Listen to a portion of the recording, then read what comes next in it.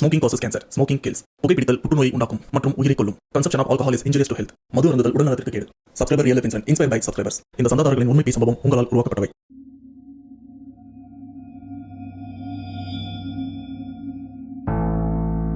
நானும் என்னோட நண்பர்களும் மொத்தமா 10 பேர் அண்ட் நிறைய ஃப்ரெண்ட்ஸ்ல ட்ரிப்பு போகலாம் அப்படின்னு, அதுலயும் குறிப்பா கோவா ட்ரிப்பு போகலாம் அப்படின்னு பல வருஷமா பல காலமா பிளான் பண்ணுவாங்க.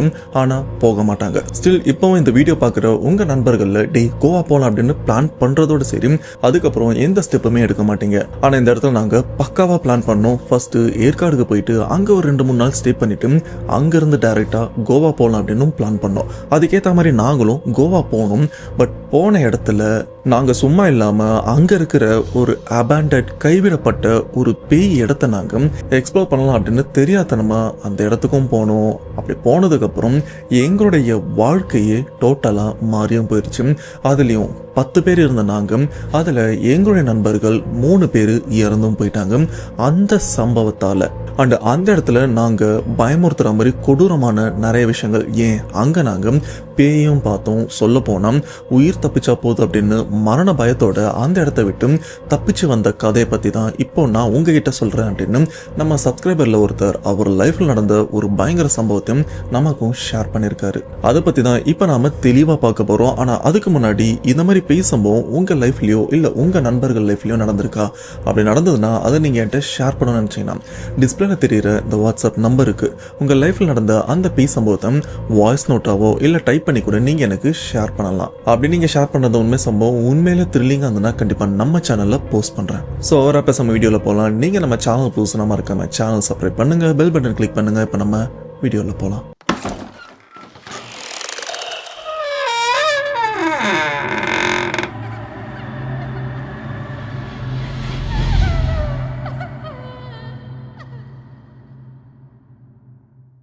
இந்த உண்மை சம்பவத்தை நாம ஷேர் பண்ண சப்ஸ்கிரைபர், இவரோட நேம் விஜய். இவர் தூத்துக்குடியை சேர்ந்தவர். அண்ட் இந்த திகில் பேய் சம்பவம் விஜய்க்கும் அவருடைய நண்பர்களுக்கும் தான் நடந்திருக்கு.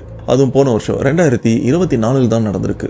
இந்த சம்பவத்தை நமக்கு ஷேர் பண்ண விஜய், இவருடைய குடும்பம் ரொம்பவே பெருசு, சொந்தக்காரங்க அப்படின்னு எல்லாருமே ஒன்னாதான் வாழ்ந்துட்டு இருக்காங்க. இது மட்டும் இல்லாம இவங்க ஏதாச்சும் ஃபங்க்ஷன் போறதா இருந்தாலும் வெளியூர் எங்கன்னா போறதா இருந்தாலும் எல்லாருமே ஒன்னாதான் போவாங்க. அதே மாதிரிதான் ட்ரிப்பு போகலாம் அப்படின்னு இவங்களுக்குள்ள ஃபேமிலிக்குள்ளேயும் பிளான் பண்றாங்க. அப்படி பிளான் பண்ணதில்ல விஜய் இவருடைய சொந்தக்காரங்கள்ல பெரியம்மா, பெரியப்பா, அத்தை, மாமா அப்படின்னு ஒரு பெரிய கும்பலே வந்திருக்கு. கிட்டத்தட்ட 4 கார்ல இவங்களும் அந்த ட்ரிப்பை பிளான் பண்ணிருக்காங்க. இன்க்ளூடிங் விஜய் இவருடைய நண்பர்கள் கிட்டத்தட்ட ஃப்ரெண்ட்ஸ் மட்டுமே ஒரு 7 பேர் இருப்பாங்க. கிட்டத்தட்ட ஒரு 25 பேருக்கு மேல எல்லாருமே கிளம்பி ஏற்காடுக்கும் போலாம் அப்படின்னு பிளான் பண்றாங்க. பட் போறதுக்கு முன்னாடி ஃபர்ஸ்ட் நாம ஏற்காடுக்கு போலாம், ஏற்காடு முடிச்சிட்டு நாம அப்படியே கோவா போலாம் அப்படின்னு பிளான் பண்ணிருக்காங்க. இவங்க பிளான் பண்ணதுக்கு ஏற்ற மாதிரி குடும்பத்தோட எல்லாருமே கிளம்பி ஏற்காடுக்கும் போயிட்டாங்க. அங்க போனதுக்கு அப்புறம் இவங்களுக்கும் ஏற்காடுலயும் ஒரு அமானுஷ சம்பவம் நடந்திருக்கு குடும்பத்தோட. பட் அதெல்லாம் சேர்த்து சொல்றதா இருந்தா இந்த சம்பவம் கண்டிப்பா 1 மணி நேரம் போகும். ஸோ அதனால அந்த ஏற்காடு சம்பவத்தை நான் இன்னொரு நாள் கண்டிப்பா விலாவரியா சொல்றேன். இப்போ கோவால நடந்த சம்பவத்தை மட்டும் தெளிவா சொல்றேன். இப்படி குடும்பத்தோட எல்லாருமே ஏற்காடுக்கும் போயிருக்காங்க. அந்த இடத்துல அமானுஷமான விஷயத்தால அந்த குடும்பமே பாதிக்கவும் பட்டிருக்கு. இதனால ஃபேமிலியில இருக்கிற பெரியவங்க என்ன சொல்றாங்கன்னா, இல்லப்பா இதுக்கு மேல ட்ரிப்பு வேணா, நம்ம கேன்சல் பண்ணிடலாம், எல்லாருமே வீட்டுக்கு போகலாம் அப்படின்னு சொன்னதுக்கு அப்புறம் விஜய் அவரு கூட வந்த மற்ற ஃப்ரெண்ட்ஸ், டேய் ஃபேமிலி மெம்பர் எல்லாருமே வீட்டுக்கு போட்டோம், வயசு பசங்க நம்ம மட்டும் போயிட்டு என்ஜாய் பண்ணலாம் அப்படின்னு சொன்னதுக்கு அப்புறம் விஜய் இவருக்கும் ஓகே நம்ம போய் என்ஜாய் பண்றோம். அந்த இடத்துல ஏதோ நடக்கக்கூடாதெல்லாம் நடந்துருச்சு. ஆனா கோவா ட்ரிப்ல நம்ம ஜாலியா இருக்கலாம் அப்படின்னு பசங்க எல்லாருமே பிளான் பண்றாங்க. ஆனா அந்த கோவா ட்ரிப்ல மொத்தமா 10 பசங்களும் வந்துட்டு இருக்காங்க. இதுல 2 பசங்க விஜயோட ஃபேமிலி மெம்பர், அதாவது மாமா பையன், பெரியப்பா பையன் அப்படின்னு அவருடைய சொந்தக்காரங்க. ஆனா அந்த 2 பசங்களும் விஜய் இவர் கூட ரொம்பவே ஃப்ரெண்ட்லியா தான், என்னதான் ரிலேஷன் அப்படின்னு ஒரு சில ரெஸ்ட்ரிக்ஷன்லாம் இருக்கும்ல, அப்படிலாம் இல்லாம ரொம்பவே ஃப்ரெண்ட்லியா தான் இருந்திருக்காங்க. அப்படிப்பட்ட அந்த 2 பசங்க பிளஸ் விஜய் இவங்க 3 பேருமே ஒரே குடும்பத்தை சேர்ந்தவங்க. இது மட்டும் இல்லாம விஜயோட பெஸ்ட் ஃப்ரெண்ட்ஸ் எல்லாருமே சேர்ந்து 10 பேரும் இப்போ ஏற்காடுல இருந்து அப்படியே கிளம்பி கோவாக்கும் போறாங்க. மற்ற குடும்பத்தினர் எல்லாருமே எக்ஸ்ட்ரா வண்டி அரேஞ்ச் பண்ணி அங்க இருந்து கிளம்பி டைரக்டா தூத்துக்குடிக்கும் போயிடுறாங்க. இப்படி 2 கார்ல கிளம்பின பசங்க ரொம்ப நேரம் டிராவலுக்கு அப்புறம், ஏன்னா ஏற்காடுல இருந்து கோவா போறதா இருந்தா ரொம்ப தூரம், ஸோ இவங்களும் ரொம்ப தூரம் டிராவல் பண்ணி கடைசியா கோவாக்கும் போய் சேர்ந்துறாங்க. அதுவும் விடிய கால போலதான். பட் இங்க இருந்து கிளம்புறதுக்கு முன்னாடி கோவால 10 பேருக்கு தேவையான ரூமையும் புக் பண்ணிடுறாங்க ஒரு நல்ல ஹோட்டலா பார்த்து. எல்லாத்தையுமே ரெடி பண்ணிட்டு தான் ஃபைனலா கோவாவும் போய் சேர்ந்துடுறாங்க. ஃபைனலா கோவா வந்துட்டோம், இன்னைக்கு ஒரு நாள் ரெஸ்ட் எடுத்துட்டு நல்லா சாப்பிட்டுட்டு அடுத்த நாள்ல இருந்து நாம சுத்தி பார்க்க ஆரம்பிக்கலாம் அப்படின்னு அன்னைக்கு ஒரு நாள் பசங்க ரெஸ்ட் எடுக்கிறாங்க, நல்லா சாப்பிட்றாங்க. இப்படியே பொழுதும் விடியுது. பொழுது விடிஞ்சதுக்கு அப்புறம் பசங்க எல்லாருமே ரெஃப்ரெஷ் ஆகுறாங்க அண்ட் பீச்சில் போயிட்டு என்ஜாய் பண்ணலாம் அப்படின்னு பீச்சுக்கும் போறாங்க. ஆனா பீச்சுக்கு போறதுக்கு முன்னாடி இந்த டீம்ல இருக்கிற இன்னொரு நண்பர், டேய் பீச்சுக்கெல்லாம் போக வேண்டாம்டா, பீச்சுக்கு நம்ம நைட்டு போகலாம், நைட்டு போனா தான் பார்க்க வேண்டிய விஷயத்தெல்லாம் கண்குளரா பார்க்கலாம். இப்போ என்னடா பீச்சை பார்க்கறது, நம்ம ஊர் தூத்துக்குடியிலும் பீச் இருக்கு, இங்கேயும் பீச் தான் இருக்கு, பேசாம நம்ம வேற எதனா ஃபன்னா எங்கன்னா சுத்திட்டு வரலாம் அப்படின்னு இவங்களும் பிளான் பண்ணேன். அப்படி இப்படின்னு வெளியில சுத்திட்டு நைட்டு போல பீச்சுக்கிட்டே வராங்க, நல்லா என்ஜாய் பண்றாங்க. இப்படி நைட்டு ஆல்மோஸ்ட் லேட் நைட் வரைக்கும் பீச் கிட்ட தான் இருக்காங்க. அப்போ இந்த டீம்ல இருக்கிற ஒரு நண்பர் சும்மா மொபைல் நோண்டிட்டு இருக்கும்போது அவருக்கு ஒரு யூடியூப்ல இருந்து ஒரு வீடியோவோட நோட்டிபிகேஷன் வந்திருக்கு. அந்த நோட்டிபிகேஷனை ஓபன் பண்ணி பாக்குறாரு. என்னன்னு பார்த்தா ஒரு தமிழ் கோஸ்ட் எக்ஸ்ப்ளோரர் கோவால இருக்கிற ஒரு அபேண்டட் பில்டிங்ல போயிட்டு எக்ஸ்ப்ளோர் பண்ணியிருக்காரு. அந்த வீடியோ பார்க்கும்போது இவருக்கு ஒரு த்ரில்லிங்காகவும் இருக்கு. எப்பா நம்மளும் கோவால தான் இருக்கும், இந்த இடமும் எங்கே தான் இருக்கா, போய் பார்க்கலாம் அப்படின்னு அந்த நண்பருக்கும் ஒரு ஆர்வமாக வருது. இந்த ஒரு விஷயத்தை பற்றி ஃப்ரெண்ட்ஸ் கிட்ட சொல்ல எல்லாருக்குமே டே போய் பார்க்கலாம் அப்படின்னு ஆல்ரெடி ஏற்காடில் பேய்கிட்ட அடி வாங்கினாங்களே அதெல்லாம் மறந்துட்டு திரும்பவும் பேய்கிட்டே போகணும் அப்படின்னு நினச்சிட்டு இருக்காங்க. இப்போ பசங்க எல்லாருமே கிளம்பி பீச்சை விட்டு வெளியிலையும் வராங்க. வெளியில் வந்து அங்கே இருக்கிற கோவா உள்ளூர் வாசியை கூப்பிட்டு, அண்ணே இந்த இடம் நீங்க பாத்திருக்கீங்களா அப்படின்னு கேட்கும்போது அந்த உள்ளூர் வாசியும், ஆமாப்பா எனக்கு தெரியும், இது இங்க தான் இருக்கு அப்படின்னு ஒரு பர்டிகுலர் லொகேஷனையும் சொல்லியிருக்காரு. இதை கேட்ட பசங்களோ, ஓ அண்ணனுக்கு தெரியும் போல இருக்கு, சரிண்ணே அந்த இடத்துக்கு நாங்க இப்ப போகணும், வழிகாட்ட முடியுமா அப்படின்னு கேட்க உடனே அந்த உள்ளூர் வாசியும் பசங்க இவங்கள ஒரு மாதிரி ஏத்த இறக்கத்தோட பார்த்துட்டு, டேய் அது ரொம்பவே டேஞ்சரான இடம்டா, இந்த சமயங்கள்லாம் போகக்கூடாது, போகாதீங்க அப்படின்னு எச்சரிச்சிருக்காங்க. ஆனால் பசங்களும் ஆனால் பரவாயில்ல, நாங்கள் இத்தனை பேர் இருக்கோம், நாங்கள் போய் பார்க்கணும் அப்படின்னு சொல்ல. ஆனால் அப்போ அந்த உள்ளூர் வாசி என்ன சொல்கிறாருன்னா, இல்லை எனக்கு இந்த இடம் தெரியாது, நான் இந்த இடம் பார்த்ததில்லை அப்படின்னு ஒரு மாதிரி உளர்ற மாதிரி, அதாவது அவாய்ட் பண்ணுற மாதிரி பேசிட்டு அங்கேருந்தும் கிளம்பிடுறாரு. பசங்களும் முழிக்கிறாங்க. இப்போ இந்த இடம் தெரியாமல் நாம் எப்படி போகிறது, சரி அந்த அபண்டனான இடத்துக்கு போகிற பிளானை கேன்சல் பண்ணிடலாம், இப்போ நாம ரூமுக்கு போயிடலாம் அப்படின்னு பசங்களும் அப்படியே அங்கேருந்து பொடிநடை நடக்கிறாங்க. இப்போ இவங்க இருக்கிற பீச் கிட்ட இருந்து இவங்க ரூம் கொஞ்சம் தூரம் அதிகம். பசங்க எல்லாருமே அப்படியே பேசிக்கிட்டே போயிட்டே இருக்கும்போது பார்த்தீங்கன்னா இவங்க ரூமுக்கு போகிற இடத்துல ஒரு அபேண்டடான கைவிடப்பட்ட ஒரு பழைய வீட்டையும் பார்க்குறாங்க. நல்லா பங்களா மாதிரி பெருசாகவும் இருக்கு. அதுவும் அந்த இடம் வெளிச்சமே இல்லாமல் இருட்டாகவும் இருக்கு. இந்த வீட்டை பார்த்ததுக்கப்புறம் பசங்களுக்கும் மைண்டு மாறவும் ஆரம்பிக்குது. நம்ம இதுக்கு முன்னாடி ஒரு தமிழ் கோஸ்ட் எக்ஸ்ப்ளோரர் ஒரு அபேண்டட் பேய் வீட்டை வந்து எக்ஸ்ப்ளோர் பண்ணியிருப்பாரு. இந்த வீடும் பார்க்கறதுக்கு ஓரளவுக்கு ஒரே மாதிரி தான் இருக்கு, நாம ஏன் இந்த வீட்டுக்குள்ளே போயிட்டு ஃபன்னாக ஒரு எக்ஸ்ப்ளோர் பண்ணக்கூடாது அப்படின்னு பசங்களும் பிளான் பண்ணுறாங்க. எல்லாருமே இதுக்கு ஒத்துக்கிறாங்க. ஆனா அந்த பங்களாவோட லொகேஷன் பார்த்தீங்கன்னா கோவால சின்னதா ஒரு மலை டாப் மாதிரி இருக்கும், அதுல ஏறி போகும்போது தான் அந்த பங்களா இருக்கும்னு சொல்லியிருக்காங்க. இப்ப 10 பசங்களும் அந்த இரவு நேரத்துல யாருக்குமே தெரியாம யாராச்சும் வராங்கன்னு பார்த்துட்டு யாருமே இல்லாத அந்த சமயத்துல ஒருத்தரா அந்த பங்களாவிலையும் எகிரி குதிச்சு உள்ள போகவும் ஆரம்பிக்கிறாங்க. 10 பேருமே இப்போ அந்த பங்களாவோட காம்பவுண்ட் வாலுக்கு உள்ளதான் இருக்காங்க. அண்ட் இந்த இடத்துல பங்களா அப்படின்னு சொல்லும்போது அந்த காம்பவுண்ட் வாலை எகிரி குதிச்சதுக்கு அப்புறம் உடனே வீடு வந்துருமான்னு கேட்டீங்கன்னா அப்படிலாம் இல்லை. காம்பவுண்ட் வாலை தாண்டி கொஞ்சம் தூரம் நடக்கணும், அதுக்கப்புறம் தான் அந்த பழஞ்ச வீடும் இருக்கு. இதுக்கு நடுவில் பார்த்தீங்கன்னா அப்படியே காடு மாதிரி முட்கள் புதர்கள்லாம் வந்து மங்கி கிடக்கு. பசங்களை எகிரி குதிச்சு அப்படியே பொறுமையா அந்த பங்களாவை பார்த்த மாதிரி அப்படியே நடந்தும் போயிட்டு இருக்காங்க. அப்படி நடந்து போகும்போது பார்த்தீங்கன்னா இவங்க போற வழியில பார்த்தீங்கன்னா கொஞ்சம் விசித்திரமான ஒரு சில விஷயங்கள்லாம் அங்கங்கேயும் இருந்துட்டு இருக்கு. அது என்னன்னா முகம் தெரியாத யாரோ அந்த இடத்துல வந்து அந்த இடத்த மோஸ்டா இந்த மாந்திரிகத்துக்காக பயன்படுத்தினா எப்படி இருக்கும், இந்த பூஜை பண்றதா இருக்கட்டும், மாந்திரிக பொருளா இருக்கட்டும், அந்த மண்டவோடு ரத்தம் அந்த இடத்துல கோழி அப்படின்னு அந்த இடத்துல மாந்திரிகம் பண்ணிட்டும் போயிருக்காங்க. இதை பசங்க கையில மொபைலும் இருக்கு, அதுல டார்ச் ஆன் பண்ணி அந்த வெளிச்சத்துல இவங்களும் பாக்குறாங்க. ஆனா பசங்களுக்கு பயம் இருந்தான்னு கேட்டீங்கன்னா பெருசா பயம் இல்லை. இப்படி அடுத்தடுத்து அப்படின்னு முன்னோக்கியும் போய்கிட்டு இருக்காங்க. இப்படி கொஞ்சம் முன்னாடி போனதுக்கு அப்புறம் அந்த இடத்துல இந்த மாந்திரிக பூஜை பண்ணும்போது கலர் கலரா விதவிதமா கோலம்லாம் போடுவாங்க பாத்தீங்களா, அந்த மாதிரி ஒரு பெரிய கோலமும் போட்டிருக்காங்க. அந்த கோலத்துக்கு நடுப்பகுதியில ஒரு கருப்பு கலர் கோழியோட கழுத்தறுத்து அந்த ரத்தம் அங்க சிந்தியும் இருக்கு. இந்த ரத்தத்தெல்லாம் பார்க்கும்போது கடந்த 1 மணி நேரத்துக்குள்ளதான் இங்கே ஏதோ ஒரு பூஜை நடந்திருக்கு. ஏன்னா இங்க இருக்க ரத்தமும் ஆல்மோஸ்ட் கொஞ்சம் ஃப்ரெஷ்ஷா இருக்கிற மாதிரி தான் இருக்கு. அப்படி பார்த்தா 1 ஹவருக்குள்ளதான் ஏதோ நடந்திருக்கு அப்படின்னு விஜய்க்கும் புரிய வர, டே நம்ம இங்க இருக்க வேண்டாம், இந்த இடத்த விட்டு கிளம்பிடலாம், எனக்கு என்னவோ ஏதோ தப்பா படுது, இங்க வேணா பாருங்க, இது எல்லாமே இந்த மாந்திரிகம் சம்பந்தப்பட்டது தான், அதுவும் இப்பதான் பண்ணிருக்காங்க, எனக்கு தெரிஞ்சு சம்திங் இந்த இடத்துல ஏதோ பிரச்சனை இருக்கு, நாம இப்ப இங்க வர வேண்டாம், நம்ம போயிட்டு காலையில கூட வரலாம், ஆனா இப்போதைக்கு இங்க இருக்க வேண்டாம் அப்படின்னு ஃப்ரெண்ட்ஸ் கிட்ட சொல்லும்போது கூட இருக்கிற நண்பர்கள் யாருமே கேட்கல, நான் குமார் பயப்படுறியா அப்படின்னு லைட்டா இவரையும் இன்சல்ட் பண்ற மாதிரி பேசியிருக்காங்க. அதாவது ஃப்ரெண்ட்ஸ்குள்ள ஜாலியா கலைப்பாங்கல்ல, அந்த மாதிரியும் பேசியிருக்காங்க. இருந்தாலும் விஜய் என்ன சொல்றாருன்னா, மச்சான் நம்ம இந்த கோவா ட்ரிப்பை ஒரு வாரம் பிளான் பண்ணியிருக்கோம், ரூமையும் ஒரு வாரம் புக் பண்ணியிருக்கோம், அடுத்த ஒரு வாரம் இங்கே தாண்டா இருக்க போகிறோம், நம்ம காலையில் கூட வரலாம், ஆனால் இப்போ இங்கேருந்து கிளம்பிடலான்னு சொல்லும்போது பசங்க என்ன சொல்கிறாங்கன்னா, டேய் ஆல்மோஸ்ட் இங்கே வந்துட்டோம்டா, என்ன இருக்குன்னு பார்த்துட்டு இந்த இடத்த விட்டு கிளம்பிடலாம், அடுத்த நாள் இங்கே நம்ம வராமல் வேற எங்கன்னா சுற்றி பார்க்கலாம்ல, டைம் எதுக்கு வேஸ்ட் பண்ணுறோம் அப்படின்னு சொன்னதுக்கப்புறம் விஜயும் யோசிக்கிறாரு, இவனுங்க என்ன சொன்னாலும் கேட்க மாட்டானுங்க, சரி உள்ளே போய் தொலைவோம் அப்படின்னு சொல்லி இப்போ எல்லாருமே இந்த இடத்த விட்டு அடுத்தடுத்து அப்படின்னு அப்படியே முன்னோக்கி நகரம் ஆரம்பிக்கிறாங்க. போகிற வழி ஃபுல்லாக இந்த மாந்திரிகம் சம்மந்தப்பட்ட இந்த பூஜை சம்மந்தப்பட்ட பொருட்கள் தான் அங்கே இங்கே செதறியும் இருக்கு. இப்படி பசங்க எல்லாருமே ஆல்மோஸ்ட் அந்த பங்களோட வாசல் கிட்டேயும் போயிடுறாங்க. அப்படி கிட்ட போகும்போது பார்த்தீங்கன்னா இந்த டைம்ல சலீம்னு ஒரு இஸ்லாமிய நண்பரும் இருக்காரு. அவருக்கு திடீர்னு ஒரு விதமான வாசனையா வருது, நாத்தம் இல்ல வாசனையா வருது. டேய் இருங்க அப்படின்னு சொல்லிட்டு அவரும் அந்த வாசனையை நல்லா ஃபீல் பண்ணி பார்க்குறாரு. அப்படி ஃபீல் பண்ணி பார்க்கும்போது மச்சான் எனக்கு என்னவோ இந்த இடம் இவன் சொன்ன மாதிரி விஜய் சொன்ன மாதிரி கொஞ்சம் தப்பா இப்ப ஃபீல் ஆகுது. ஏன்னா இந்த இடத்துல ஒரு விதமான வாசனை திரவியம் வருது. இது மோஸ்டா இஸ்லாமியர்கள் நிறைய பேர் அத்தர் அப்படின்ற ஒரு பேர்ல பயன்படுத்துவாங்க. ஆனா இந்த இடத்துல நம்மளை தவிர்த்து வேற யாருமே இல்லை, நானும் அத்தர் போடல, நீங்களும் போட மாட்டீங்க.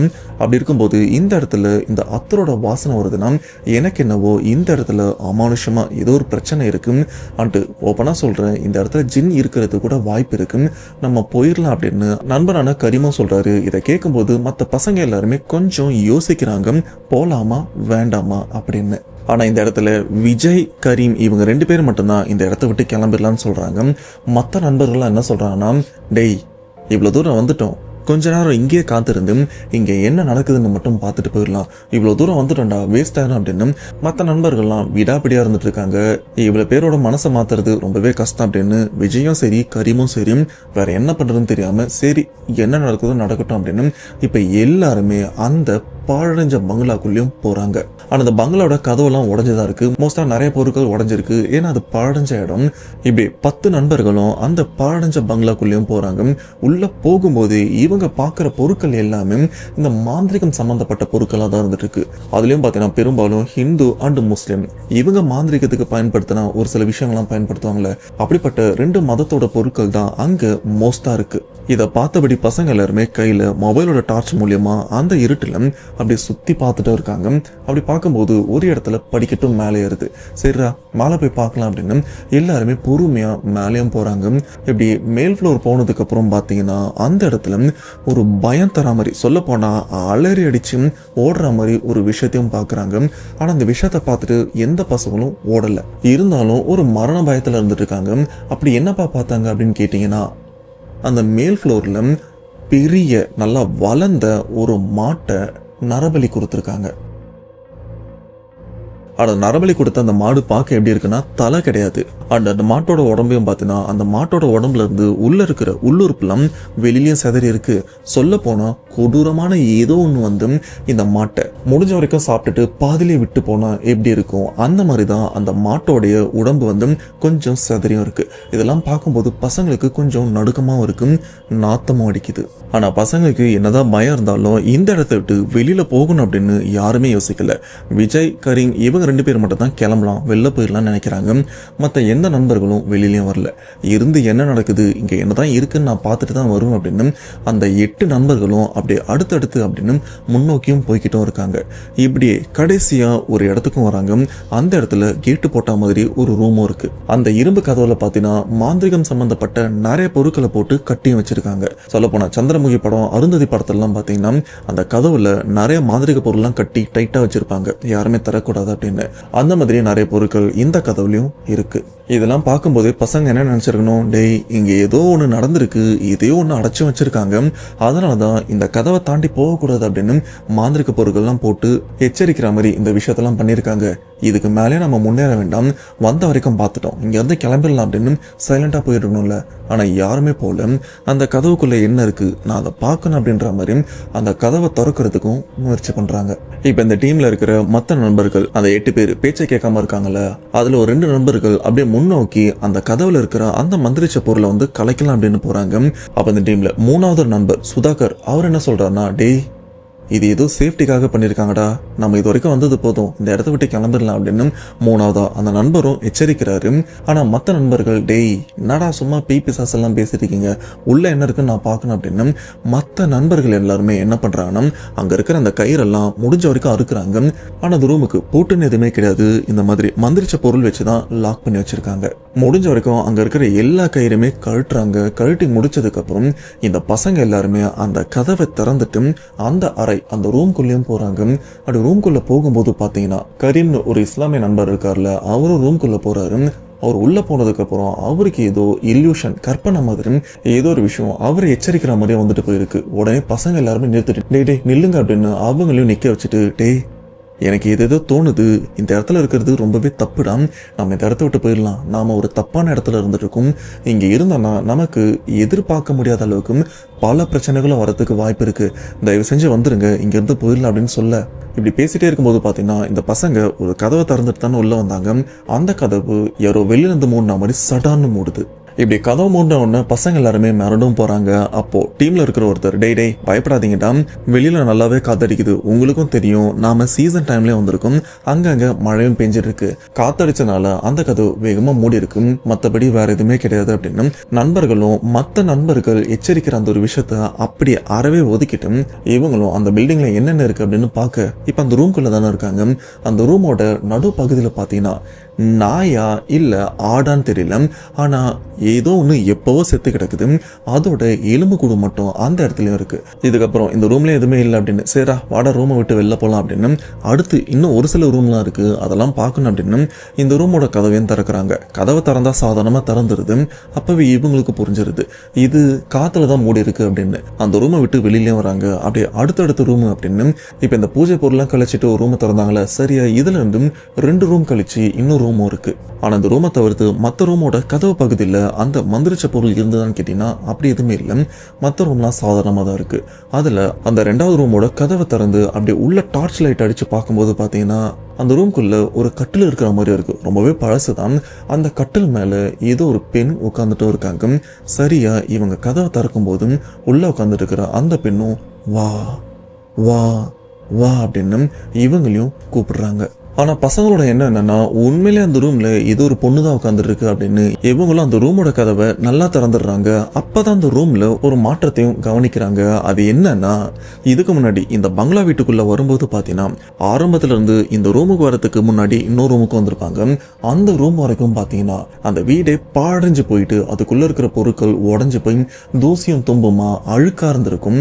ஆனா இந்த பெண் இருக்கிற இந்த ரூம்குள்ள வரும்போது பாத்தீங்கன்னா அந்த ரூம் யாரோ பராமரிச்சு நல்லா சுத்தபத்தமா வச்சா எப்படி இருக்கும். அண்ட் அங்க இருக்கிற கட்டில் பழசுதான், ஆனா அந்த கட்டில் வந்து நல்லா சுத்தமா அதுல இருக்கிற துணி எதுவுமே அழுக்கா இல்லாம இப்ப நம்ம அன்றாடம் பயன்படுத்துற ஒரு ரூம் மாதிரி சுத்தமா இருந்தா எப்படி இருக்கும், அப்படிதான் அந்த ரூமும் ரொம்பவே கிளீனா இருந்திருக்கு. இப்படி கிளீனா இருக்கும்போது தான் பசங்களும் யோசிச்சிருக்காங்க, ஒருவேளை இந்த பில்டிங்கை பாத்துக்கிறவங்க இந்த ரூம்ல தங்கியிருக்காங்களோ, அதனாலதான் இந்த ரூம் மட்டும் கிளீனா இருக்கும் அப்படின்னு அவங்களுக்கு ஒரு டவுட் வந்திருக்கு. உள்ள இருக்கிறது பேய் அப்படின்னு இவங்களுக்கும் தெரியாம சகஜமா ஒரு பொண்ணு உட்காந்துட்டு இருக்கு அப்படின்னு நினைச்சிருக்காங்க. இப்படி இவங்களும் அங்க இருக்கிற அந்த பெண்ணை பார்க்கும்போது இவ்வளவு நேரம் அந்த பெண் வா வா அப்படின்னு ரொம்பவே சாஃப்டான குரல்ல தான் பேச, ஆனா கொஞ்ச நேரத்துல பாத்தீங்கன்னா வா வா அப்படின்னு அந்த பெண் கட்ட குரல்ல இவங்களையும் பயமுறுத்துற மாதிரி கூப்பிட்டேன். இதை பார்த்த பசங்க அலறி அடிச்சுட்டு அந்த கதவை அப்படியே இழுத்து மூடிடுறாங்க. இப்போ இந்த பசங்களோட எண்ணம் என்னன்னா உள்ள இருக்கிறது ஒரு பொண்ணு தான், நம்மளை பயமுறுத்துறதுக்காக தான் இந்த மாதிரி பண்ணுது, இதுக்கெல்லாம் நான் பயப்பட மாட்டேன் அப்படின்னு இந்த டீம்ல ஒரு சில பேர் இருக்காங்க. ஆனா விஜயா இருக்கட்டும், கரீம், இன்னும் ஒரு சில நண்பர்கள் அவங்களுக்கு இந்த வீட்டுல சம்திங் ஏதோ ஒன்று இருக்கு, அதுவும் இந்த ரூம்ல இருக்கிறது பேய் தான் அப்படின்னு அவங்களுக்கும் உள்ளுணர்வு சொல்லுது, ஒரு பயம் இருக்கு. ஆனா 10 பேர் தானே இந்த வீட்டுக்குள்ள வந்திருக்காங்க, வெளியில போறதா இருந்தா எல்லாருமே ஒன்னா சேர்ந்து போகணும் அப்படின்னு ஒன்னாவே இருக்காங்க. இதுலயும் ஒரு சில நண்பர்கள் அடுத்தடுத்த ரூம் அப்படின்னு பார்க்கும்போதும் விஜய் இவரும் அந்த இடத்த விட்டு அப்படியே தள்ளியும் வர்றாரு. அப்போ அந்த இடத்துல ஒரு ரூமும் இருக்கு. அந்த ரூமோட கதவுல பாத்தீங்கன்னா மறுபடியும் இந்த பூஜை பொருட்கள் மந்திரிச்ச பொருட்கள்லாம் வச்சு கயிறெல்லாம் கட்டியிருக்காங்க.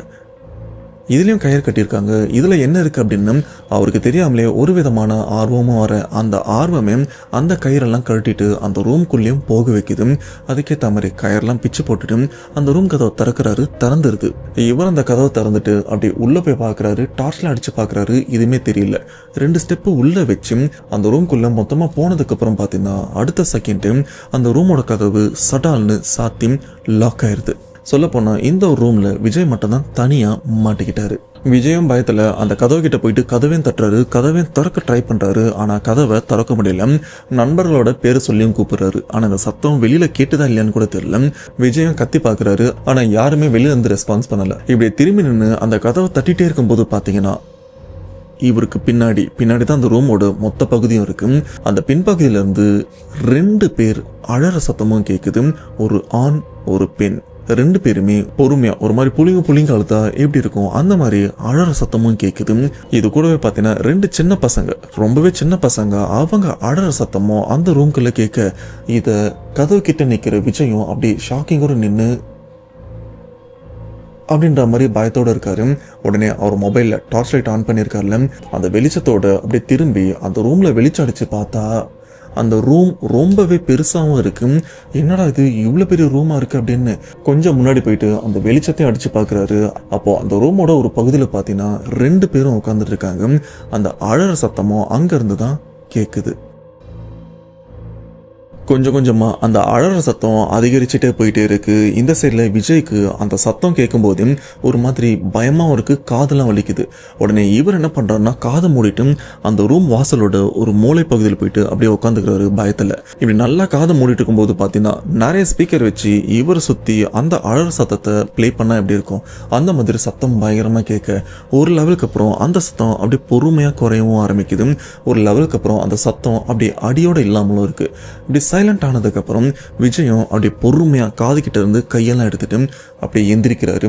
அந்த மொபைல் வெளிச்சத்தை மறுபடியும் அந்த இடத்துலயும் அடிச்சு பாக்குறாரு, யாராச்சும் இருக்காங்களா அப்படின்னு. அப்படி வெளிச்சம் அடிச்சு பார்க்கும்போது இப்போ அந்த இடத்துல ஒரு ஆண் ஒரு பெண்ணுடைய உருவத்தை பார்த்திருப்பாருல்ல, அந்த உருவம் அந்த இடத்துல இல்லை. எங்கடா போச்சு அப்படின்னு தேடும்போது பாத்தீங்கன்னா அந்த ரூமோட ஒரு பக்கத்துல ஜன்னலும் இருக்கு. அந்த ஜன்னலுக்கு அந்த பக்கமா பாத்தீங்கன்னா இப்ப இங்க ஒரு உருவத்தை பார்த்திருப்பாருல, ஒரு பெண்ணுடைய உருவம்.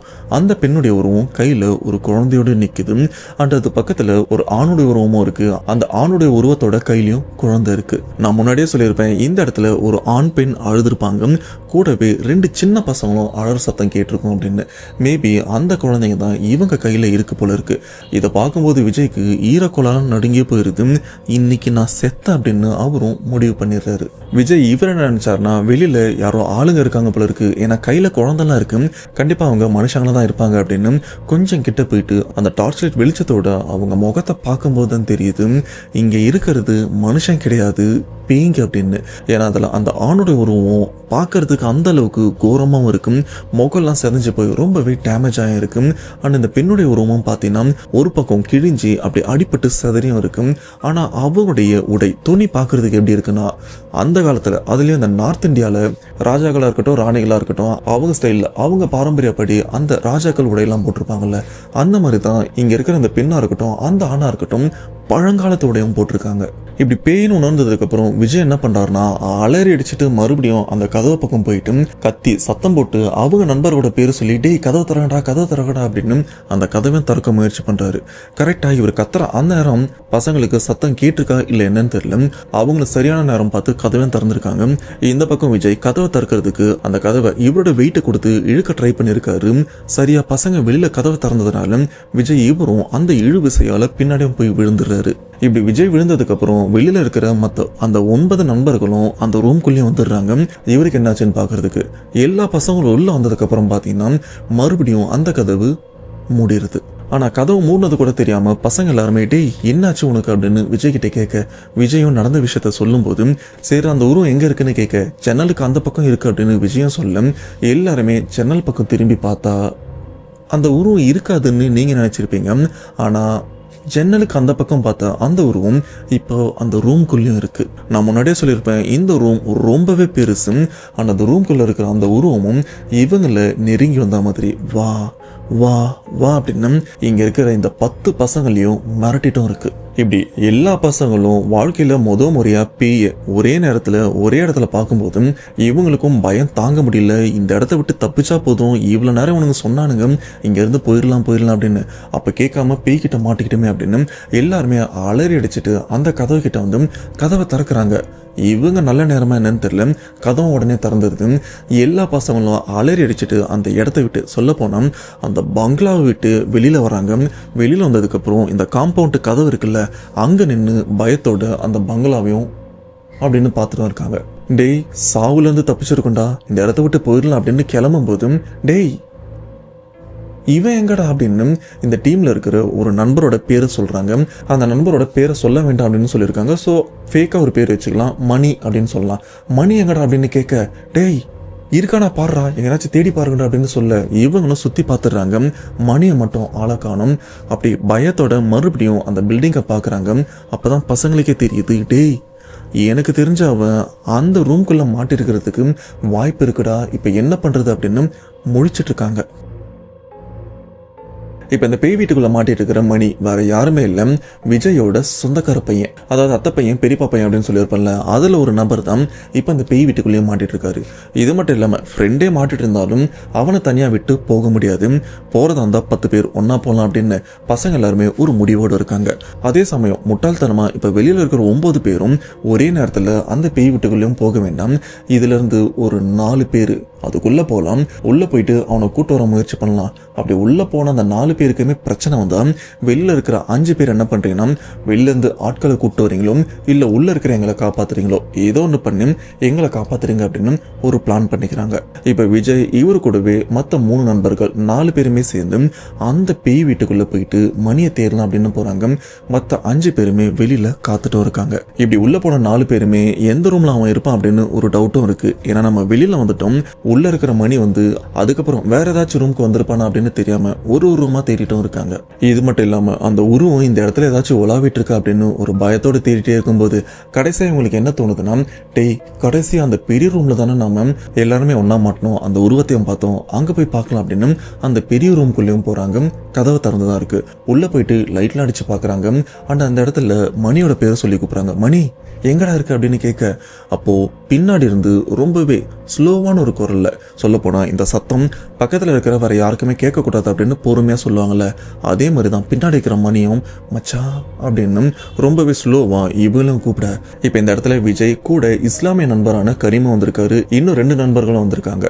இவங்க 4 பேருமே அப்படி பொறுமையா பயத்தோட திரும்பியும் பாக்குறாங்க. திரும்பி பார்த்தா மணியும் காணும். டேய் சத்தம் மட்டும் வருது, எங்கடா இருக்கா அப்படின்னு லைட்டெல்லாம் அடிச்சு பார்க்கும்போது தான் கொஞ்சம் மேலே அந்த லைட் அடிக்கும்போது தான் தெரியுது, இந்த ரூமோட கதவு பகுதி இருக்கு பார்த்தீங்களா, அந்த கதவு பகுதிக்கு மேலே ஒரு சின்னதாக ஒரு ரூஃப் மாதிரி இடமும் இருக்கு.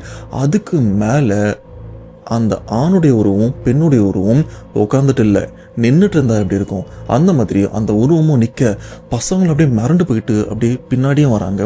இவங்களுக்கு என்ன பண்ணுறதுன்னு தெரியல, மணி எங்கே இருக்காருன்னு தெரியல. இப்போ நண்பரான கரீம் என்ன பண்ணுறாருன்னா, அந்த உருவத்தை பார்த்ததுக்கப்புறம் இவர் ரெகுலராக குரான் படிப்பார். அந்த குரானில் இருக்கிற சில பவர்ஃபுல்லான வார்த்தைகளை அந்த இடத்துல சத்தம் போட்டு இவர் அறியாமலே படிக்கவும் ஆரம்பிக்கிறாரு. இப்படி சத்தம் போட்டு படிக்கும்போது பார்த்தீங்கன்னா அங்கே இருக்கிற அந்த உருவம் ஒரு மாதிரி காதை மூடிட்டு கத்தவும் ஆரம்பிக்குது. கத்தனது மட்டும் இல்லாமல் இவர் தடுக்கிறதுக்காக அந்த பறன்ல இருந்து ஏதோ ஒன்று கீழே தள்ளி விடுது. என்னடா அது இவ்வளோ பெருசாக ஏதோ தள்ளி விடுது அப்படின்னு பார்த்தா மணி இவ்வளோ நேரமா அந்த பேய்ங்க கண்ட்ரோலில் தான் இருந்திருக்காரு. அவரும் அந்த பறன்ல இருந்து தொப்புன்னு கீழே விழுந்திருக்காரு. கீழே விழுந்த மணி மயக்கமாயிடுறாரு. ஆனால் அப்பவும் கரீம் அந்த வார்த்தைகளை நிறுத்தாம சத்தம் போட்டு படிக்க கொஞ்ச நேரத்துக்கு அப்புறம் அங்கே இருக்கிற அந்த உருவமும் அலறி அடிச்சுட்டு அந்த இடத்த விட்டும் ஓடிட்டு இருக்கு. இப்போ மயக்கத்தில் இருக்கிற மணியை வந்து எழுப்பியும் பார்க்குறாங்க, ஆனால் எந்திரிக்க முடியல. சரி இவனை தூக்கிட்டு தான் போகணும் அப்படின்னு சொல்லிட்டு 4 பேர் இருக்காங்கல்ல, இவங்க 4 பேருமே கைத்தாங்களா அவரையும் தூக்கிட்டு இந்த இடத்த விட்டு டே வந்துடுறா போயிடலாம் அப்படின்னு வேகமாக போயிட்டே இருக்கும்போது பார்த்தீங்கன்னா எங்கேருந்து வந்ததுன்னு தெரியல, அந்த ஆண் பெண் உருவம் ரெண்டுமே இவங்க போயிட்டு இருக்கும்போது இவங்களை சடால்னு கீழே தள்ளி விட்டுட்டும் போயிட்டு இருக்கு. இப்படி கீழே விழுந்ததுனால விஜய் இவரும் நிலை குலைஞ்சு கீழே விழுந்ததுல கையில் அவருக்கு அடிபட்டு ரத்தமும் வந்துட்டு இருக்கு. இப்போ கீழே விழுந்ததுக்கப்புறம் எந்திரிச்சும் பார்க்குறாங்க, அந்த உருவமும் இல்லை. டேய் என்னாலும் பரவாயில்ல கிளம்பிடலாம் அப்படின்னு சொல்லிட்டு மணியை தூக்கிட்டு அவசரமாக வெளியிலையும் வராங்க. அந்த வெளியில் வரும்போது தான் விஜய்க்கும் தெரியுது, என்னடா கை வலிக்குது, கையில் இருந்து ரத்தம் வருது அப்படின்னு. அப்போ வரைக்கும் அவருக்கும் கையில் அடிபட்டிருக்குது தெரியாம தான் வெளியிலையும் ஓடி வந்திருக்காரு. இப்படி எல்லாருமே அந்த பங்களாவோட அந்த காம்பவுண்ட் வாலை தாண்டி வெளியில் வந்ததுக்கப்புறம் காரை ஓரமாக பார்க் பண்ணியிருக்காங்கல்ல, எல்லாருமே கார்லையும் ஏறிக்கிறாங்க. விஜய் இவர் என்ன பண்ணுறாருன்னா காரை ஓட்டுறதுக்காக வண்டியில் உட்காந்து காரை ஓட்ட முயற்சி பண்ணுறாரு. ஆனால் கையெல்லாம் பயங்கரமாக வலிக்குது, நிறைய ரத்தமும் போகுது. அப்போ டீமில் இருக்கிற இன்னொரு நண்பர்கிட்ட சொல்லி டேய் காரை நீ ஓட்டுன்னு சொல்லிட்டு அவரும் சைடில் உட்காந்துக்கிறாரு. வேற நண்பரும் காரை ஓட்டலாம் அப்படின்னு நார்மலாக ஓட்டிட்டும் போகிறாரு. இவங்களும் முடிஞ்ச வரைக்கும் வேகமாக தான் ஓட்டிகிட்டு இருக்காங்க. அப்படி வேகமாக ஓட்டிகிட்டு போயிட்டே இருக்கும்போது பார்த்தீங்கன்னா ஒரு இருட்டான பகுதியில் சைடில் 2 பேர் நிற்கிற மாதிரி இருக்குது. இவங்களை பொறுத்த வரைக்கும் இது உள்ளூர் வாசி தான் நடந்துட்டு இருக்காங்க அப்படின்னு பொறுமையாக திரும்பியும் பார்க்குறாங்க. பார்த்தா அது உள்ளூர் வாசி இல்லை. இவ்வளோ நேரம் அந்த பங்களாவில் பார்த்து அந்த 2 கொடூரப்பி, அந்த 2 உருவமும் தான் இவங்களை ஒரு மாதிரி முறைச்சா மாதிரி நின்றுருக்கு. அது எப்படி இருக்குன்னா, நீ எங்கே வேணாலும் போ, கண்டிப்பாக உங்களை நான் விட மாட்டேன் அப்படின்னு அந்த பார்வையிலே மிரட்டுவாங்கள்ல, அந்த மாதிரி தான் அந்த 2 பேய்களையும் இவங்களும் மிரட்டிருக்கு. இப்போ இந்த டீமில் இருக்கிற நண்பர் கரீம் என்ன சொல்கிறாருன்னா, டேய் நம்ம பிரச்சனையில் மாட்டிக்கிட்டோம், அதுவும் வசமாக மாட்டிக்கிட்டோம். நான் ஆரம்பத்திலே சொன்னேன் இங்கே இருக்க வேண்டாம் போயிடலாம் அப்படின்னு. யாருமே கேட்கல. இப்போ நம்ம பிரச்சனையில் இருக்கோன்னு உங்கள் எல்லாருக்கும் புரிஞ்சிருக்கும். தயவு செஞ்சு இப்போ நான் சொல்கிறதையாச்சும் கேளுங்க. இப்போ டேரெக்டாக இங்கே ஏதாச்சும் தர்கா இருக்கான்னு பார்க்குறேன். திறந்ததுன்னா நம்ம லக்கு. அங்கே போயிட்டு நாம் மந்திரிச்சா ஓரளவுக்கு இந்த பிரச்சனைலேருந்து வெளியில் வந்துடலாம். என்ன சொல்கிறீங்க, போகவான்னு கேட்க எல்லாருமே தயவு செஞ்சு போடான்னு சொல்கிறாங்க. கரீம் வரும் கோவாக்கு வரும்போது அங்கே இருக்கிற தர்காவையும் பார்த்து வச்சிருக்காரு. டைரெக்டாக தர்கா கிட்ட போயிருக்காரு. இவங்க நேரம் தர்காவும் திறந்திருக்கு, உள்ள ஆட்களும் இருந்திருக்காங்க. பசங்க எல்லாருமே ரொம்பவே பயத்தோட அந்த தர்காக்குள்ளே போக அங்கே இருக்கிற உஸ்தாது கிட்ட நடந்த இந்த ஒரு விஷயத்தையும் சொல்கிறாங்க. தெரியாதனமா அங்கே இருக்கிற ஒரு பங்களா, பாழஞ்சு போன பங்களாக்குள்ளேயும் போகணும், சும்மா பேய பார்க்கலாம் அப்படின்னு தான் போகணும். ஆனால் போன இடத்துல நிறைய சம்பவம் நடந்துருச்சு அப்படின்னு எல்லாத்தையுமே வேற சொல்லும் போது பாத்தீங்கன்னா இவ்வளவு நேரம் இந்த தர்கால மந்திரிச்சிட்டு போகிறதுக்காக நிறைய மக்கள், அது இந்துவா இருக்கலாம் முஸ்லீமா இருக்கலாம், மத வேறுபாடு இல்லாம நிறைய பேர் அந்த இடத்துலயும் உட்கார்ந்துட்டு இருக்காங்க. ஆனா பசங்க இந்த பங்களாக்கு போயிட்டு பேய பார்த்துட்டு வந்தேன்னு சொன்னதுக்கு அப்புறம் எல்லாருமே ஒரு மாதிரி அப்படியே பயத்துல பசங்களே பாக்குறாங்க. அப்படி இவங்க கிட்ட இருந்து ஒரு 2 ஸ்டெப் பின்னாடியும் நகர்ந்து போயிடுறாங்க. இதை பார்த்த பசங்களும் என்னடா இது, நம்ம தப்பா எதனா சொல்லிட்டோமா, ஏன் எல்லாருமே நம்மள ஒரு மாதிரி பாக்குறாங்க, ஏன் பயந்து பின்னாடி போறாங்க அப்படின்னு இவங்களும் யோசிக்க, ஆனா இந்த இடத்துல ஒரு 3 பேர் மட்டும் ரொம்பவே சாதாரணமா இருக்காங்க. யாருன்னு பார்த்தா அவங்க அந்த தர்காவை சேர்ந்தவங்க. உஸ்தாத் கூடவே பார்த்தீங்கன்னா 2 பசங்களும் இருக்காங்க. அப்படி இன்னும் சுற்றி பார்க்கும்போது இவங்க கூட ஒரு பாட்டியும் இவங்கள ஒரு மாதிரி பார்த்துட்டு இருக்காங்க. அது எப்படி இருக்குன்னா, இந்த பசங்களுக்கு திமிரு அதிகம் போல இருக்கு அப்படின்னு திட்டத்துக்குலாம் வருவாங்கல்ல, அந்த மாதிரி பாட்டி முறைச்சிட்டு வராங்க. உஸ்தாத், அந்த 2 வயசு பசங்க, பாட்டி, இவங்க 4 பேருமே சேர்ந்து இந்த 10 பசங்களை கண்ணா பின்னான்னு திட்டவும் ஆரம்பிக்கிறாங்க. அந்த திட்டெல்லாம் எப்படி இருக்குன்னா, டேய் ஊரை விட்டு ஊர் வந்தால் சும்மாலாம் இருக்க மாட்டீங்களாடா, கண்டதெல்லாம் போய் நோண்டுவீங்களா அப்படின்னு கண்ணா பின்னான்னு திட்டுறாங்க. இது மட்டும் இல்லாமல் டேய் உள்ளூர்காரங்க நாங்களே அந்த இடத்துக்கு போகிறதுக்கு யோசிப்போம்டா, வெளியூர்லேருந்து வந்துட்டு பிரச்சனை பற்றி தெரியாமல் அதுக்குள்ளே போயிட்டீங்களேடா அப்படின்னு கண்ணா பின்னான்னு திட்ட பசங்களும் முழிக்கிறாங்க. ஐயா நாங்கள் தெரியாதனமாக பண்ணிட்டோம், தெரிஞ்சிருந்தா இந்த ஒரு விஷயத்த பண்ணிருக்க மாட்டோம், தயவு செஞ்சு ஏதாச்சும் பிரச்சனையாக இருந்தால் காப்பாற்றி விடுங்க அப்படின்னு பசங்களும் மன்றாடுறாங்க. தம்பி உங்களை காப்பாற்றதை பற்றிலாம் அப்புறம் பேசிக்கலாம், ஃபர்ஸ்ட் அந்த இடத்த பற்றி உங்களுக்கு தெரியுமா, இதுக்கு முன்னாடி உங்களை மாதிரி தான் விளையாட்டுத்தனமாக நிறைய பேர் அந்த இடத்துக்கும் போயிருக்காங்க, போனதில் நிறைய பேர் அந்த இடத்த விட்டு வெளியில் வரல, இறந்தும் போயிருக்காங்க. அப்படி வெளியில் வந்தவங்க காலப்போக்கில் இறந்தும் போயிருக்காங்க. அப்படிப்பட்ட ரொம்பவே மோசமான இடத்துக்கு யாருமே போக மாட்டாங்கப்பா, எங்கள் ஊரில் இருக்கிற நிறைய பேருக்கும் தெரியும். ஆனால் அதில் மோஸ்ட்டாக இறந்து போனவங்க இந்த மாதிரி ஊர் பேர் தெரியாதவங்க, இந்த இடத்த பற்றி தெரியாதவங்க தான் அதுக்குள்ளே போயிட்டு இறந்தும் போயிருக்காங்க. எதுக்கு உங்களுக்கு தேவையில்லாத வேலை அப்படின்னு கேட்க அதுக்கப்புறம் தான் அந்த இடத்த பத்தின பிரச்சனையும் சொல்றாங்க. அது என்னன்னா, இன்னைக்கு நேரத்தில் கிட்டத்தட்ட ஒரு 100-150 வருஷத்துக்கு முன்னாடி அந்த இடத்துல இந்த ராஜாக்கள் மாதிரி ஆட்கள்லாம் வாழ்ந்துட்டு இருந்தாங்க. அதுலயும் இந்த ஜமீன் பரம்பரைலாம் சொல்லுவாங்கல்ல, அந்த மாதிரி குடும்பம் தான் அந்த இடத்துல இருந்தாங்க.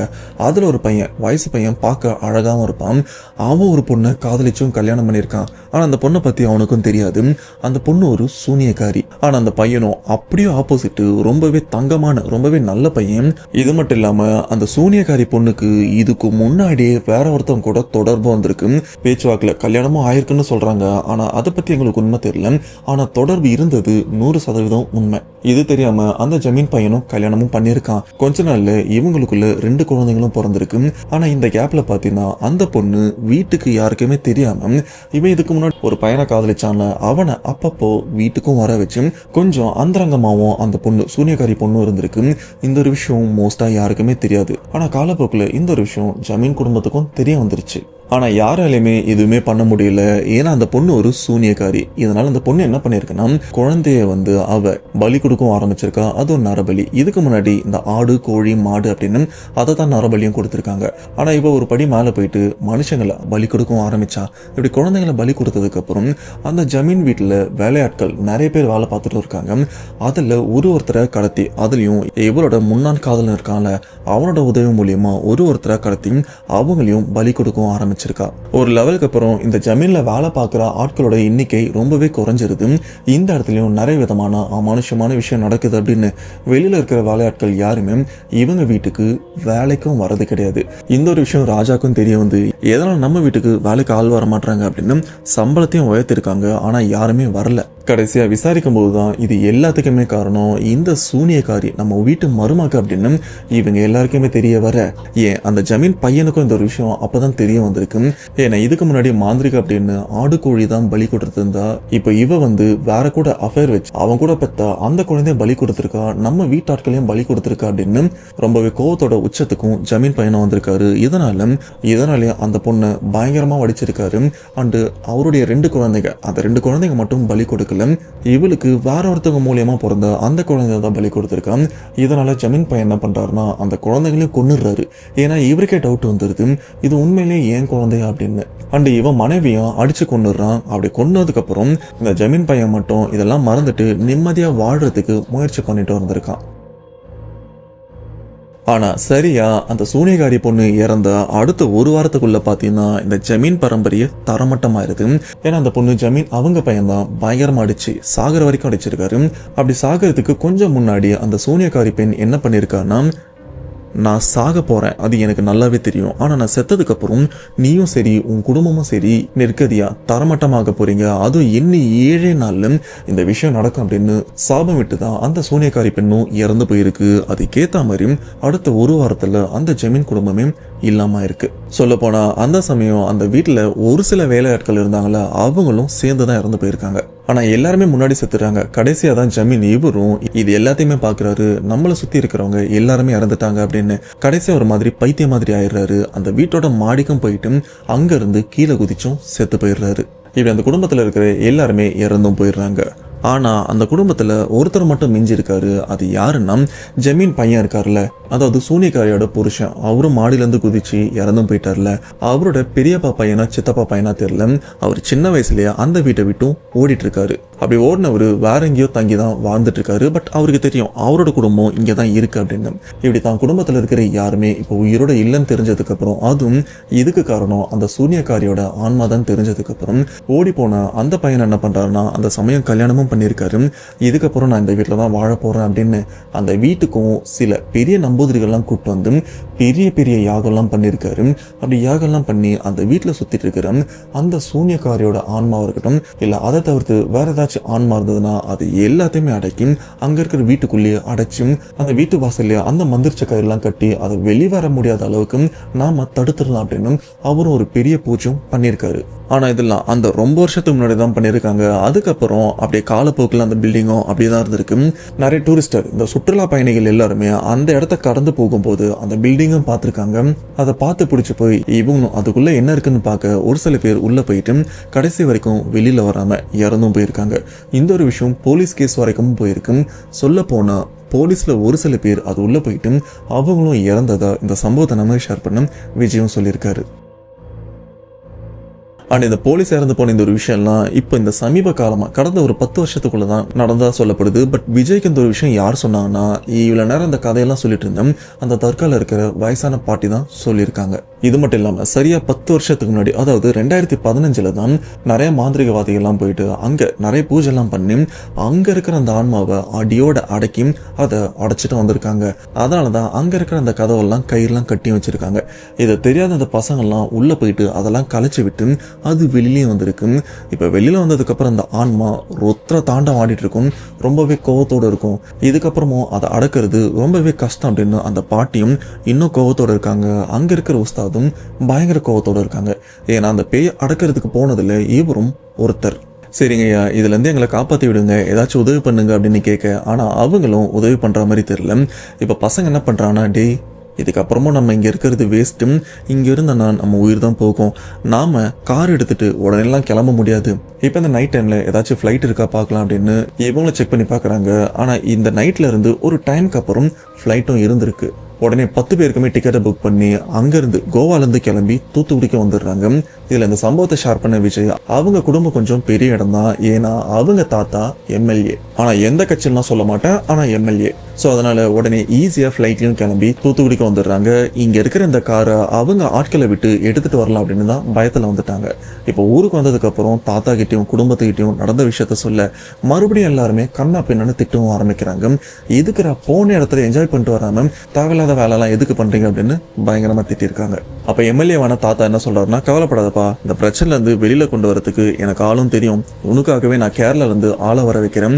எனக்கு ரொம்பவே நம்பகமான ஒரு ஆளும். சொல்லப்போனா எனக்கு ஒரு காலத்தில் இந்த பேய் பிரச்சனைலாம் நடந்திருக்கு. ஆனால் அதெல்லாம் உங்ககிட்ட சொன்னேன், நீங்கள் யாருமே நம்மள சிரிச்சிட்டு இருந்தீங்க. இப்போ உங்களுக்கு படும்போது தான் இந்த விஷயத்தை பற்றி உங்களுக்கும் தெரியுது. நான் அவரை வர வைக்கிறேன் அப்படின்னு கேரளாவுக்கும் ஃபோன் பண்ணுறாங்க. ஃபோன் பண்ணால் இப்போ எம்எல்ஏ தாத்தாக்கே ஒரு அதிர்ச்சி. ஏன்னா எம்எல்ஏ தாத்தா பேய் பிரச்சனை மாட்டும் போது கேரளாவை சேர்ந்த ஒரு நம்பூதிரி இவருக்கும் உதவி பண்ணி அந்த பிரச்சனைலேருந்து வெளியும் கொண்டு வந்திருப்பாரு. அவர் இப்போ இறந்தும் போயிட்டாரு. இறந்து போயிட்டாருன்னா உடம்பு சரியில்லாம தான் இறந்தும் போயிருக்காரு, வயசானவர். ஆனா அவருடைய பையன் நம்பூதிரி தாத்தாவோட வேலையை அப்படியே எடுத்து பண்ணிட்டு இருக்காரு. அவரும் நம்பகமான ஆளு தான். அவரும் உடனே வர வைக்கிறாங்க. வர வச்சதுக்கு அப்புறம் அந்த நம்பூதிரியும் ஃபுல்லா என்ன நடந்திருக்கு அப்படின்னு கணிக்கவும் ஆரம்பிக்கிறாரு. அப்படி கணிச்சிட்டு அவர் சொல்ற விஷயம், பசங்க போகக்கூடாத இடத்துக்கு போயிட்டு ஒரு பெரிய பொம்பை விலைக்கு வாங்கியிருக்காங்க.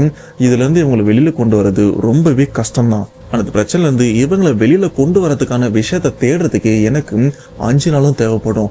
இப்போதைக்கு தற்சமயமா இந்த 10 பசங்களுக்கும் நான் மந்திரிச்ச விஷயத்தையும் பண்றேன். அந்த கையிலையும் தாயத்தை கட்டி விடுறேன். இது 5 நாள் வரைக்கும் வச்சிருங்க.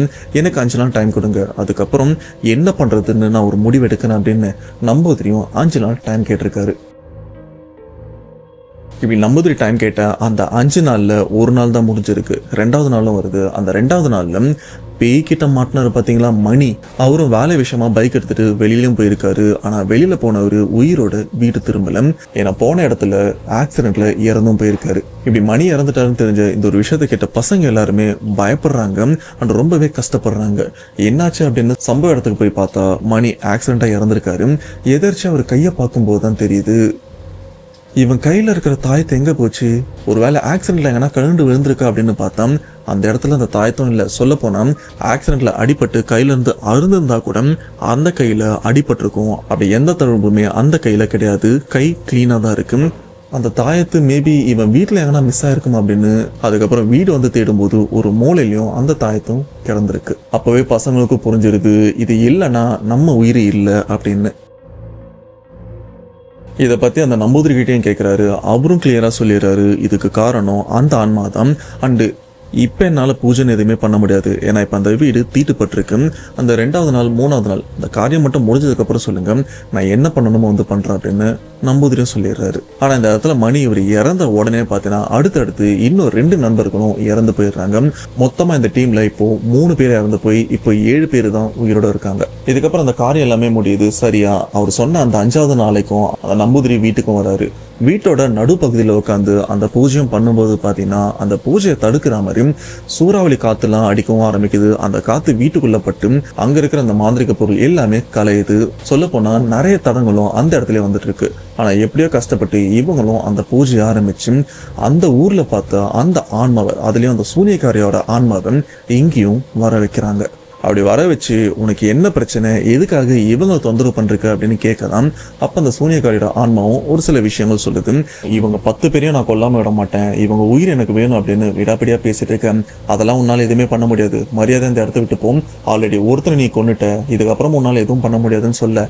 ஆனா இருந்தாலும் அந்த ஆன்மாவும் யாரு தடுத்தாலும் என்ன எதுவுமே பண்ண முடியாது, எஞ்சி இருக்கிற இந்த 7 உயிரையும் நான் பலி வாங்காம விட மாட்டேன் அப்படின்னு துடியா துடிச்சிட்டு இருக்கு. அப்ப அந்த நம்பூதிரி என்ன பண்றாருன்னா ரொம்ப நேரம் போராட்டத்துக்கு அப்புறம் நிறைய மந்திர வார்த்தைகள்லாம் உச்சரிச்சு அங்க இருக்கிற அந்த ஆன்மாவை அடக்கி ஒரு பாக்ஸ் மாதிரி இருக்கு, குடுவன் கூட சொல்லலாம், அதுல போட்டும் அடைச்சிடுறாரு. அப்படி அந்த ஆன்மா அடைக்கும் போது பயங்கரமா அழவும் ஆரம்பிக்குது. இப்ப அந்த குடுவையில் அடைச்சா அந்த ஆன்மாவை என்ன பண்ணணும்னா, நீங்க உங்க குடும்பத்தை சேர்ந்தவங்க உங்க ஊர்ல கடற்கரை ஓரமா இருக்கிற சுடுகாடு, நல்லா கேட்டுங்க, கடற்கரை ஓரமா இருக்கிற சுடுகாட்டுல இத கடலை பார்த்து 3 சுத்து சுத்திட்டு அந்த சுடுகாட்டுல மனுஷனை புதைக்கிற மாதிரி நீங்களும் புதைக்கணும். இதை பண்ணாதான் இந்த பசங்க உயிர் பிழைப்பாங்க, இல்லைன்னா கஷ்டம்னு சொன்னதுக்கு அப்புறம் அப்படி இப்படின்னு தேடி பிடிச்சி கடலை ஒட்டின மாதிரி ஒரு சுடுகாடும் இருக்கு.